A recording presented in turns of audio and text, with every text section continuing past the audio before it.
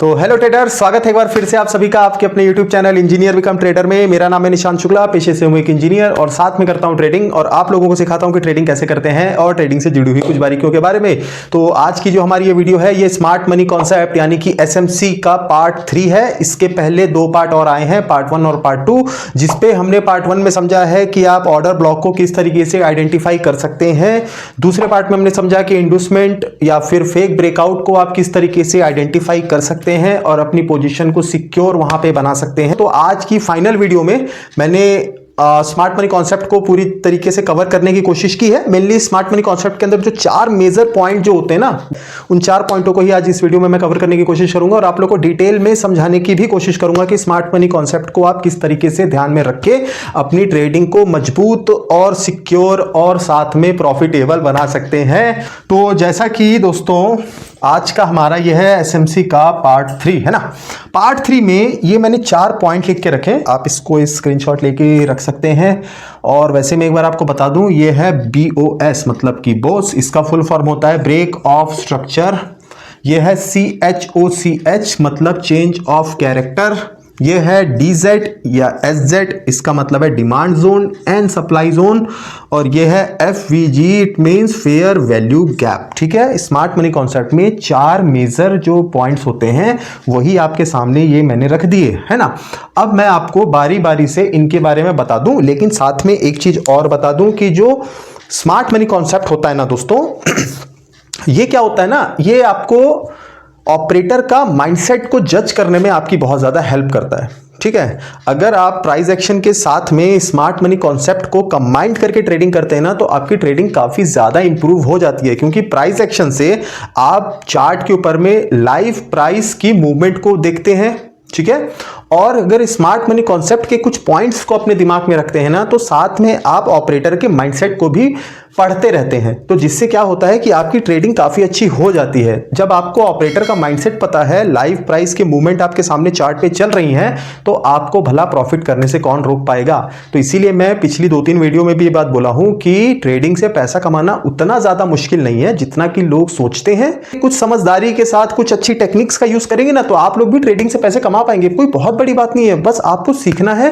थोड़ा अपनी साइकोलॉजी पे काम कीजिए, दिमाग को थोड़ा जो है अपना अच्छा रखिए, माइंडसेट अच्छा बनाइए, ट्रेडिंग से पैसे आते हैं। ठीक है, तो चलिए समझाएं आपको। पहला पॉइंट नंबर 1 है दोस्तों, ये है ब्रेक ऑफ स्ट्रक्चर। अब देखिए ब्रेक ऑफ स्ट्रक्चर क्या होता है, ये कुछ ऐसा होता है। देखिए मार्केट अगर एक अप ट्रेंड में कुछ इस तरीके से बढ़ रहा है, ठीक है, कुछ इस तरीके से बढ़ रहा है।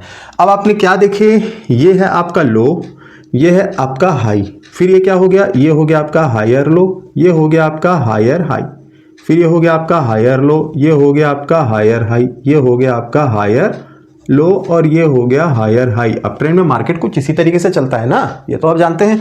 अब यहाँ पे ब्रेक ऑफ स्ट्रक्चर क्या है, देखिए ब्रेक ऑफ स्ट्रक्चर उसको बोलते हैं कि मार्केट ने अपने प्रीवियस हाई को जैसे ही वो ब्रेक करेगा और ऊपर एक नया हाई लगाएगा, तो वो हो जाता है ब्रेक ऑफ स्ट्रक्चर। अब जैसे कि यहां पे क्या होगा, आप यहां पे देखिए, जैसे कि ये हायर हाई है, हम इसको ऐसे मानते हैं, ये हाई 1 है, ये हायर हाई 2 है, हायर हाई ये 3 है, हायर हाई 4 है। ठीक है, कुछ इस तरीके से थोड़ा सिंप्लीफाई कर दे रहा हूं।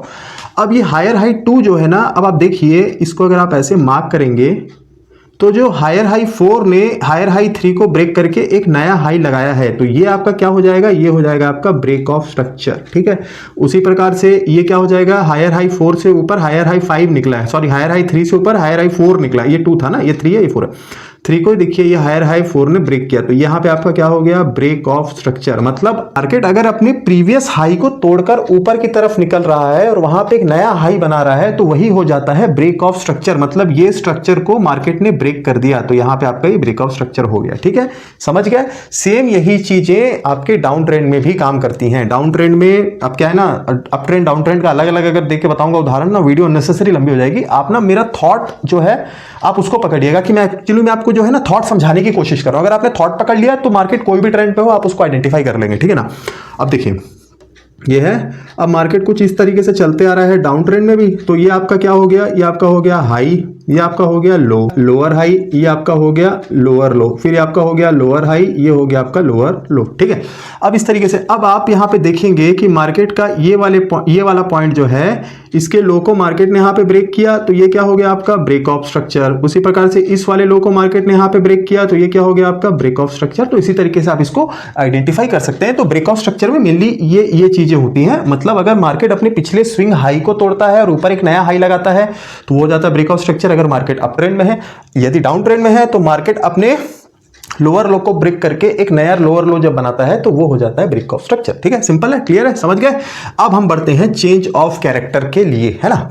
अब देखिए चेंज ऑफ कैरेक्टर क्या है, यहां पे भी आप इस तरीके से देखिए, ये ऐसे गया, मार्केट एक अपसाइड में चल रहा है कुछ इस तरीके से। ठीक है, मार्केट यहाँ पे ब्रेक ऑफ स्ट्रक्चर बनाते हुए आगे बढ़ रहा है लगातार। ठीक है, मार्केट एक ब्रेक ऑफ स्ट्रक्चर बनाते हुए आगे बढ़ रहा है। का मार्केट क्या करता है, इसको यहाँ पे जब नीचे आता है ना तो अपने प्रीवियस जो स्विंग लो से, मतलब ये स्विंग लो हो गया ना जिसको हायर लो बोलेंगे अप ट्रेंड की लैंग्वेज में, इसको अगर मार्केट ब्रेक कर देता है तो यहाँ पे क्या हो जाता है CHOCH, इसका मतलब क्या हो गया चेंज ऑफ कैरेक्टर। क्या हो गया चेंज ऑफ कैरेक्टर। मतलब कि मार्केट ने अब जो कैरेक्टर को उसने एडॉप्ट किया था किसी पर्टिकुलर ट्रेंड पे, अब वो कैरेक्टर चेंज हो रहा है। मतलब कि सीधी भाषा में मार्केट का ट्रेंड चेंज हो रहा है। ठीक है, कॉन्सेप्ट वही चीज है जो प्राइस एक्शन में हम समझते हैं, लेकिन स्मार्ट मनी कॉन्सेप्ट में थोड़े अलग नामों से उस चीज को बोला जाता है ना। आप इतना समझ जाइए बस, है ना। अब यहां पे क्या हुआ आपका, जैसे ही इसका प्रीवियस ये जो आपका हायर लो है, लास्ट हायर लो जो है अप ट्रेंड का, मार्केट ने जैसे उसको नीचे की तरफ ब्रेक किया, यहां पे आपका कैरेक्टर चेंज हो गया। इसी को बोला जाता है चेंज ऑफ कैरेक्टर, या फिर मार्केट का रिवर्सल आ गया, या तो मार्केट ने ट्रेंड चेंज कर दिया। ठीक है, सिंपल लैंग्वेज में है, कोई वो दिक्कत वाली बात नहीं है इसमें। उसी प्रकार से मार्केट अगर नीचे की तरफ लगातार आ रहा है, कुछ इस तरीके से आ रहा है, ठीक है, यहां पे मार्केट का जो है ये लोअर हाई है, लोअर लो है, लोअर हाई है, लोअर लो है। ठीक है, मार्केट अगर इसको ब्रेक करता है अपने लोअर हाई को तो ये क्या हो गया यहाँ पे CHOCH, मतलब कि चेंज ऑफ कैरेक्टर। तो यहाँ पे देखिए दोस्तों, ये हो गया आपका चेंज ऑफ कैरेक्टर, है ना। बहुत सिंपल है यार, कुछ नहीं है इसमें, बस जैसा समझा रहा हूं ना वैसा रट लो बस, यही है। ये हो गया break of structure, up trend के लिए, डाउन ट्रेंड के लिए, अप ट्रेंड के लिए change of character, down trend के लिए चेंज ऑफ कैरेक्टर, खत्म, यही है। अब आ गए हम DZSZ शॉर्ट में लिख दिया, डिमांड जोन, सप्लाई जोन। ठीक है, सप्लाई जोन क्या है, जहां से मार्केट क्रैश हो रहा है। पहले भी वीडियो में बताया है, प्राइस एक्शन की वीडियो में चिल्ला के बताया है, जहां पे प्राइस जहां से क्रैश होते हैं नीचे, मतलब कि मार्केट के जो प्राइस के जो रेट है वो नीचे गिर रहे हैं, वही हो जाता है आपका सप्लाई जोन। मतलब कि ये हो गया आपका सप्लाई जोन। ठीक है, इसको प्राइस एक्शन की भाषा में हम बोल देते हैं रेजिस्टेंस। क्या बोल देते हैं, रेजिस्टेंस। और SMC मतलब कि स्मार्ट मनी कॉन्सेप्ट की लैंग्वेज है सप्लाई जोन, सिंपल। ठीक है, सप्लाई जोन बेसिकली क्या होता है, यहाँ पे जो बड़े इंस्टीट्यूशनल जो होते हैं ना, इंस्टीट्यूशन जो बड़े FII DIIs वगैरह होता है, जो foreign institution investor, domestic institution investor, जिसमें बड़े बड़े म्यूचुअल फंड्स, बैंक और ये इंश्योरेंस कंपनीज, जिनके पास बड़ा मोटा फंड है ना, वो लोग के ये जोन होते हैं। बेसिकली वो लोग अपने ऑर्डर्स को प्लेस करके रखते हैं वहां पे, है ना। जब मार्केट उस लेवल पे आता है तो उनके ऑर्डर एग्जीक्यूट होते हैं। अगर वहां पे सप्लाई ज्यादा, मतलब कि सेलर्स बैठे हैं मार्केट को गिराने के लिए, तो वहां पे जब उनके जोन पे मार्केट पहुंचता है तो वहां पे मार्केट में जो है प्राइस में क्रैश आता है, मतलब प्राइस नीचे आता है। और अगर वो डिमांड के आसपास बैठे हैं तो वहां से जो है प्राइस आपके शूट अप होते हैं, मतलब कि प्राइस बढ़ते हैं। तो अलग अलग जोन बेसिकली होते हैं। मैंने बहुत अच्छी तरीके से आप लोगों को समझाया है, प्राइस एक्शंस की वीडियो भी देख सकते हैं, और इवन स्मार्ट मनी कॉन्सेप्ट में भी समझाया है। तो आप जाके उसको देखेंगे ना तो वो चीज क्लियर हो जाएगी। अभी मैं आपको ना एकदम उसका डिटेल में जाके आपको थ्योरी नहीं दूंगा, लेकिन हाँ मैं आपको केवल बता रहा हूं कि ये क्या इंपॉर्टेंट पॉइंट होते हैं स्मार्ट मनी कॉन्सेप्ट के। तो आई होप आप लोग समझ जाएंगे, है ना। तो ये हो गया। तो अगर सप्लाई जोन में मार्केट है तो सप्लाई जोन से मार्केट हमेशा क्रैश होता है, ये मैंने आपको पहले ही बताया। मतलब मार्केट जो है नीचे की तरफ मार्केट आता है। ठीक है, सप्लाई जोन में यहाँ क्या बैठे रहते हैं, यहाँ पे सेलर्स होते हैं, सेलर्स का बेसिकली जोन होता है ना। उसी प्रकार से ये क्या है आपका डिमांड जोन है, डिमांड जोन है, डिमांड जोन। यहां कौन होते हैं, यहां होते हैं आपके बायर्स। ठीक है ना, यहां पे अगर मार्केट आ रहा है तो मार्केट के रेट शूट अप होते हैं, मतलब कि प्राइस की मूवमेंट जो है ऊपर की तरफ जा सकती है, शेयर ऊपर की तरफ जा सकते हैं। तो उस तरीके से हम डिमांड जोन, सप्लाई जोन को मार्क करके वहां पे अपनी पोजीशन बनाते हैं। और अगर हम स्मार्ट मनी कॉन्सेप्ट को सीख लेते हैं ना, तो हमको क्या है ना, थोड़ा सा ऑपरेटर के साथ में हमारी एंट्री एग्जिट होने लगती है। ठीक है, क्योंकि स्टॉक मार्केट में हम कोई भी अगला जब डिसीजन लेते हैं, जो अभी प्रेजेंट में जो हम डिसीजन लेते हैं ना, वो थोड़ा हिस्ट्री को देखते हुए डिसीजन लेते हैं और फ्यूचर को प्रेडिक्ट करते हैं। यही एक फंडा होता है। मतलब हिस्ट्री में क्या हुआ वो एग्जीक्यूट हो रहा है प्रेजेंट में, और प्रेजेंट में एग्जीक्यूशन हो रहा है हिस्ट्री को देखते हुए कि फ्यूचर में भी वही होगा।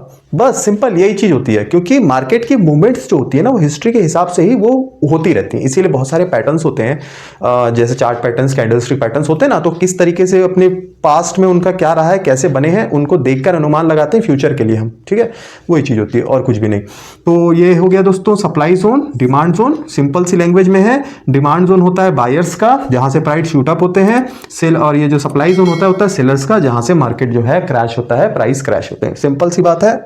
अब जो ये वाला जो है ना, ये थोड़ा इंपॉर्टेंट है। क्या? Fair value gap. यहां पे आपका एक्चुअली में आपको पता चलता है, जो मार्केट रीटेस्ट करता है ना, आप सुने होंगे रीटेस्ट करता है मार्केट, कि मार्केट आप ब्रेकआउट आया, फिर रीटेस्ट के बाद एंट्री बनानी है। तो रीटेस्ट के बाद एंट्री क्यों बनानी है, रीटेस्ट होता क्या है, हमको कैसे पता चलेगा? तो वही चीज अगर आप इसको समझ जाएंगे ना, फेयर वैल्यू गैप को, तो आप जो है मार्केट का रीटेस्ट भी समझ जाएंगे। ये टॉपिक या फिर ये पर्टिकुलर पॉइंट थोड़ा सा बड़ा हो सकता है इन कंपेयरली, इन 3 पॉइंट्स के कंपेयर में, तो थोड़ा अच्छे से समझिएगा, इंपॉर्टेंट पॉइंट है ना। तो दोस्तों हमारा जो फाइनल पॉइंट है आज स्मार्ट मनी कॉन्सेप्ट का, वह है फेयर वैल्यू गैप। ठीक है, बहुत इंपॉर्टेंट है, थोड़ा इसको समझ लेना। अब देखिए फेयर वैल्यू गैप क्या होता है। फेयर वैल्यू गैप वो होता है जहां पे किसी बड़े इंस्टीट्यूशन की जब क्वांटिटी वो अपनी एग्जीक्यूट करते हैं ना एक पर्टिकुलर जोन में, तो वहां पे क्या होता है कि वो लोग की पूरी क्वांटिटी एग्जीक्यूट हो नहीं पाती है। क्यों नहीं हो पाती है? क्योंकि वो लोग बहुत ह्यूज क्वांटिटी के साथ में आते हैं, है ना, मतलब ज्यादा क्वांटिटी लेके आते हैं। वो हमारे और आपके जैसे 500, 1000, 2000, 10,000 क्वांटिटी लेके नहीं आते। वो लोग लाते हैं 5 लाख क्वांटिटी, 10 लाख क्वांटिटी, कुछ इस तरीके से मार्केट में उनकी एंट्री होती है। लेकिन उनकी क्वांटिटी इतनी ज्यादा होती है कि वहां पे उतनी क्वांटिटी अवेलेबल नहीं है। अगर किसी इंस्टीट्यूशनल बायर को बाइंग करनी है, तो अगर उसको 5 लाख क्वांटिटी की बाइंग करनी है, तो वहां पे 5 लाख क्वांटिटी होनी भी चाहिए। मतलब कि कोई सेल करे तब तो खरीदेगा ना, क्योंकि मार्केट में क्वांटिटीज फिक्स है ना। कोई खरीद रहा है, उसी को कोई बेच रहा है, कोई बेच रहा है, कोई उसी को खरीद रहा है। सिंपल सा लॉजिक है, सिंपल सा फंडा है। ये चीज आपको पहले भी बताया है और आज भी बता रहा हूं। अब देखिए फेयर वैल्यू गैप किस तरीके से काम करता है ना। मार्केट अगर कुछ इस तरीके से आ रहा है ना, डाउन साइड में मार्केट आ रहा है कुछ इस तरीके से कैंडल बना के, ये रेड कैंडल है, ठीक है, ये रेड कैंडल है ना। मार्केट कुछ इस तरीके से आ रहा है। अब यहां पे जो है मार्केट एक रिवर्सल देने की कोशिश कर रहा है, ठीक है, एक रिवर्सल देने की कोशिश कर रहा है। ये ग्रीन कैंडल है, ठीक है, ये जो है आपकी ग्रीन कैंडल है। तो फेयर वैल्यू गैप क्या होगा, देखिए मार्केट ऐसे ऐसे करेगा।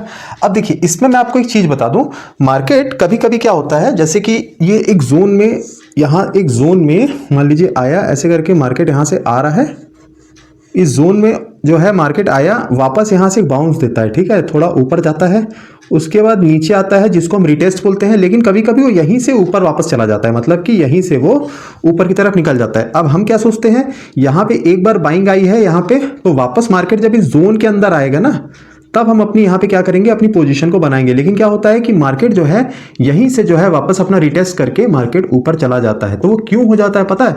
क्योंकि आपको अभी फेयर वैल्यू गैप पता ही नहीं है कि फेयर वैल्यू गैप काम किस तरीके से करता है, या फेयर वैल्यू गैप होता क्या है। देखिए मैं आपको ऐसा कुछ समझाता हूं। आपको फर्स्ट, इस सीरीज की फर्स्ट वीडियो में मैंने आपको ऑर्डर ब्लॉक को आइडेंटिफाई करना सिखाया था, उसमें भी मैंने आपको फेयर वैल्यू गैप बताया था। लेकिन आज ये एक इंपॉर्टेंट पॉइंट था स्मार्ट मनी कॉन्सेप्ट का, तो मैंने सोचा कि आज भी आप लोगों को सिखा देता हूं। अच्छा ये सीख जाइए। अब देखिए क्या होता है कि जैसे मार्केट ये नीचे की तरफ मार्केट आ रहा है ना, अब आपको कैसे पता चलेगा कि यहां पे एक आपका ये एक राइट रिवर्सल है, मतलब एक सही रिवर्सल है। आपको पता करना ना, जैसे आपका ये जोन हो गया ना, ये जोन हो गया, मार्केट कुछ आया यहां पे, ये सपोर्ट हो गया आपका। सपोर्ट मतलब कि इसकी भाषा में हम बोल देते हैं डिमांड जोन, इसकी भाषा में हो गया डिमांड जोन, ठीक है। अब क्या हुआ, इसको थोड़ा लंबा कर लीजिएगा कुछ इस तरीके से। अब क्या हुआ, मार्केट नीचे तो आ रहा है। अब यहां पे क्या हुआ कि मार्केट अपनी जो ये जो बेरिश कैंडल है ना, तो ये जो लास्ट बेरिश कैंडल है उसके प्रीवियस बेरिश कैंडल, मतलब कि ये वाली कैंडल से नीचे उसकी आनी चाहिए, जो फाइनल बेरिश कैंडल होगी नीचे आनी चाहिए। मतलब अब हमको ये पता चल गया कि इसके नीचे अब यहाँ पे कोई भी लिक्विडिटी नहीं है, मार्केट ने सारी लिक्विडिटी को स्वीप कर दिया। क्या कर दिया? स्वीप कर दिया, मतलब कि मार्केट सब लिक्विडिटी को कवर कर लिया, ठीक है। अब उसके बाद में यहाँ पे ये ग्रीन कैंडल बननी स्टार्ट होती है, ये कुछ इस तरीके से बनती है, और उसके बाद वाली ग्रीन कैंडल ये। अब आप फेयर वैल्यू गैप को किस तरीके से आइडेंटिफाई करेंगे, देखिए मैं आपको बताता हूँ। फर्स्ट आपका हो जाता है जो आपकी लास्ट बेरिश कैंडल है उसका बॉटम आप कुछ इस तरीके से मार्क करेंगे, मतलब उसका लो आप ऐसा मार्क करेंगे, और आपकी जो सेकंड वाली जो आपकी बुलिश कैंडल होगी उसका लो, ठीक है, जो सेकंड बुलिश कैंडल होगी मतलब कि ये वाली, हम उसका लो इस तरीके से मार्क करेंगे, ठीक है। यही जो हमारा जोन होगा ना, ये होगा हमारा FVG में शॉर्ट में लिख देता हूं, ठीक है, मतलब कि फेयर वैल्यू गैप। अब देखिए यहाँ पे कुछ काम कैसा होता है, एक बार मार्केट में इस पॉइंट से जो है मार्केट में आपकी डिमांड बढ़े, मार्केट के रेट चले गए, लेकिन यहाँ पे मान लीजिए कोई इंस्टीट्यूशनल बायर है, वो 5 लाख की क्वांटिटी के साथ में एंटर करता है मार्केट में, 5 लाख क्वांटिटी के साथ में, लेकिन यहाँ पे क्या है कि आपकी उतनी क्वांटिटी अवेलेबल है ही नहीं, इस डिमांड जोन के पास में उतनी क्वांटिटी अवेलेबल है ही नहीं। तो मान लीजिए इस पर्टिकुलर पॉइंट पे उसकी यहाँ पे 2 लाख क्वांटिटी एग्जीक्यूट होती है, 2 लाख क्वांटिटी ही उसकी जो है एग्जीक्यूट हो पाती, मतलब उतना बुक कर पाता है, लेकिन अभी उसकी 3 लाख क्वांटिटी बैलेंस है। अब क्या होगा, अब स्मार्ट मनी कॉन्सेप्ट के द्वारा एक बार जब यहाँ पे बड़ी बाइंग होती है ना, तो इससे क्या ऑपरेटर मार्केट को ऊपर लेके जाते हैं और वापस जो है मार्केट को फिर से नीचे लेकर आते हैं। क्यों लेकर आते हैं, क्योंकि उनको बची हुई क्वांटिटी को भी एग्जीक्यूट करना है इसी जोन से। तो जहां फेयर वैल्यू गैप होती है ना दोस्तों, उसी के आसपास से कभी कभी मार्केट ऊपर चला जाता है या जस्ट उतने को टैप करके चला जाता है। क्यों चला जाता है, देखिए मार्केट में जब बहुत ज्यादा बाइंग आएगी ना, मतलब 5 लाख क्वांटिटी से अगर कोई इंस्टीट्यूशनल बायर यहां पे अपनी बाइंग करेगा, तो मार्केट में ना एक बुलिश प्रेशर बहुत ज्यादा बढ़ जाएगा, मतलब क्या, बाइंग प्रेशर बढ़ जाएगा, है ना। तो यहां पे अगर मान लीजिए उसने 100 रुपए पे खरीदा है, 100 रुपए पे, तो हमारे आपके जैसा नहीं है कि हम 500 क्वांटिटी के साथ में हमने 100 रुपए का ऑर्डर डाला है तो हमारा 100 रुपए पे ही पूरी 500 क्वांटिटी एग्जीक्यूट हो गई। हमारे साथ ऐसा है क्योंकि हमारी क्वांटिटी छोटी है, वो बड़ी क्वांटिटी के साथ में जब यहां पे अपनी पूरी क्वांटिटी को एग्जीक्यूट अगर वो करेगा ना, तो उसकी क्वांटिटी फाइनली बुक होते होते 100 रुपए से जाके लगभग 150 रुपए तक जाके बुक हो पाएगी, क्योंकि 5 लाख क्वांटिटी है।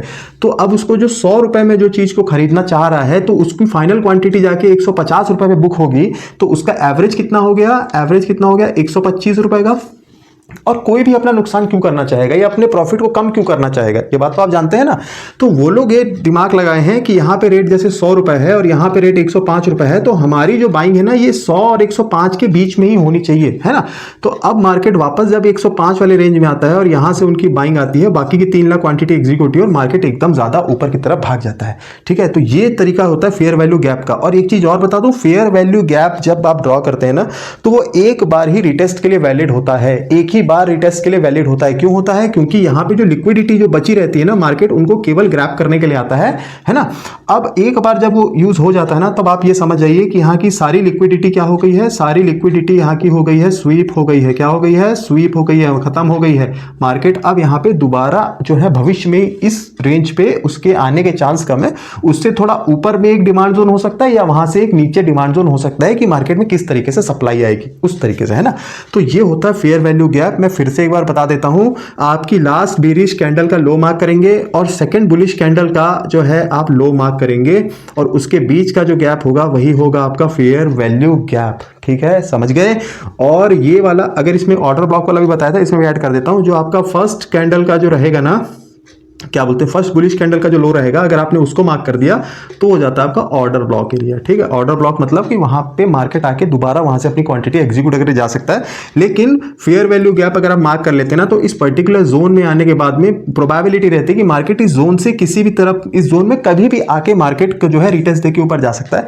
तो आप अपनी पोजीशन इसी जोन पे बनाएंगे। और अब यहाँ पे इंपॉर्टेंट क्या हो गया, आपका स्टॉप लॉस। जब आपकी पोजीशन यहाँ बन गई, स्टॉप लॉस थोड़े से लंबे मिल सकते हैं आपको, कभी कभी बहुत छोटे भी मिल सकते हैं, लेकिन स्टॉप लॉस क्या रहेगा, जो लास्ट बेरिश कैंडल रहेगी उसके नीचे 2-3 पॉइंट और बफरिंग जोन रख के अपना स्टॉप लॉस रख सकते हैं, और वहां से मार्केट आपको एक अच्छे मूव्स देगा। तो दोस्तों ये था फेयर वैल्यू गैप का पूरा डेफिनेशन। आई होप आप लोग को समझ आया होगा।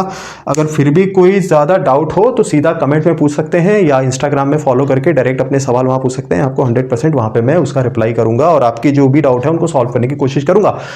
तो दोस्तों आज की वीडियो बस इतना ही था। वीडियो पसंद आई हो तो आपको पता है क्या करना है, आपको वीडियो को करना है एक प्यारा सा लाइक, और नहीं पसंद आया तो डिसलाइक कर देना, लेकिन अपने रीजंस को जरूर कमेंट में लिख देना कि हमको किस वजह से वीडियो पसंद नहीं आई, जिससे कि उसमें मैं थोड़ा सा इंप्रोवाइज करूंगा उस तरीके में, और अगली बार वो गलती मैं नहीं करूंगा अपनी वीडियो में, ठीक है। उसके अलावा मेहनत पसंद आई हो तो चैनल को सपोर्ट कीजिएगा, मतलब कि चैनल को सब्सक्राइब कीजिएगा। जब सब्सक्राइब करेंगे तो साथ में एक बेल आइकन होता है, उसको प्रेस भी कर दीजिएगा, ठीक है, जिससे कि हमारी अगली वीडियो का नोटिफिकेशन आपके पास आएगा और आप उससे जो इन्फॉर्मेटिव वीडियो मिस नहीं होगी। साथ में दोस्तों रिश्तेदारों के साथ वीडियो को शेयर भी करते रहिए, जिनको भी ट्रेडिंग से रिलेटेड नॉलेज की जरूरत है उनको भी ऐसे इन्फॉर्मेटिव कंटेंट आप लोग प्रोवाइड करवाइए, क्योंकि मैं फ्री में दे रहा हूं, जिसके लिए लोग बहुत ज्यादा चार्ज करते हैं। यार स्मार्ट मनी कॉन्सेप्ट अगर किसी से सीखने जाओगे ना, कम से कम 50,000 रुपए फीस ले लेता है, और लोग दे भी देते हैं। और वो चीज़ मैं आपको फ्री में सिखा रहा हूँ, एक फनी वे में सिखा रहा हूँ। सीख जाइए ना, कोई डाउट है तो पूछिए, मैं तो जवाब देने के लिए तैयार बैठा हूँ। ठीक है, तो ऐसे कंटेंट को शेयर भी करते रहिएगा। तब तक के लिए दोस्तों मैं निशान शुक्ला आप लोगों से क्या चाहता हूँ, नमस्कार।